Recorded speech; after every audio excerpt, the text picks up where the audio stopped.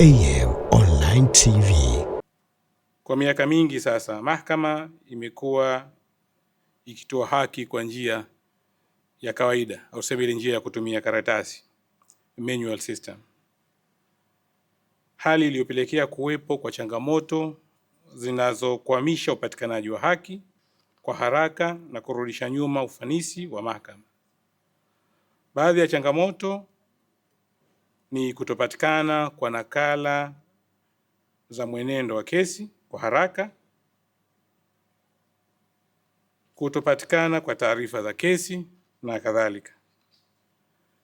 Katika hatua ya kuboresha ufanisi na kuondokana na changamoto hizo, mahakama ilianza ujenzi wa mfumo wa uendeshaji wa mashauri, yani Electronic Case Management System, tarehe mosi Agosti 2025, ambayo kambi hiyo iliwekwa katika hoteli ya Mkoani kisiwani Pemba. Na miongoni mwa mambo ambayo yameonekana kwamba yanaweza akaleta ufanisi wa hali ya juu katika shughuli za mahakama ni kutengeneza mifumo ya kidijitali.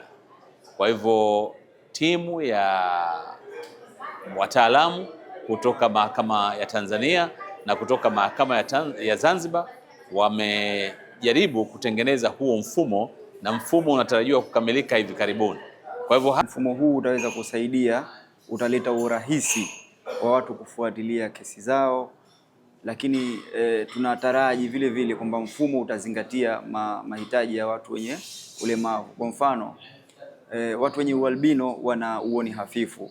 Kwa hiyo tunatarajia kwamba mfumo utazingatia ile mahitaji ya watu wenye uoni hafifu, kwa mfano kuwa na herufi kubwa au kuruhusu kuzoom zile herufi ili watu wenyewe waweze kusoma wenyewe, na vile vile nadhani inawezekana kuwa na mfumo ukawa na screen reader, kwa maana screen yenyewe mtu akiweka ikawa inasoma wenyewe kwa wale. Hii itasaidia kwa wale waliokuwa hawaoni kabisa. Sema hii teknolojia italeta mapinduzi katika upatikanaji wa haki kwa jamii, kwa sababu itawafikishia kwa urahisi. Mtu anaweza kufungua shitaka au shauri akiwa nyumbani kwake amelala kitandani.